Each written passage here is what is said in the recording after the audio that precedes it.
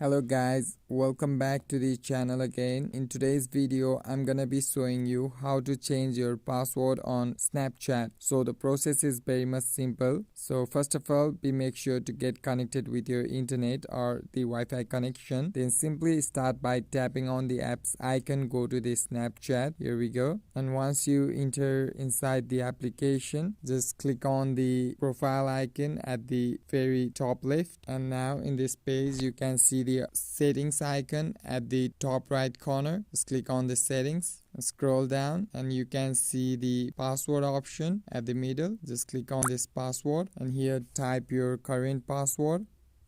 And after getting done, click on the continue and here put your new password and again retype the password.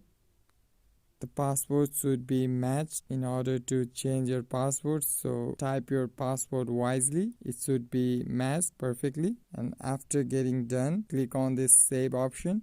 That's it. Now the application says that your password has been updated. So hope this video was useful for you, and this is how you can change your password. And before you go, please subscribe this channel and also press the notification bell to get updated from us. Thank you for watching.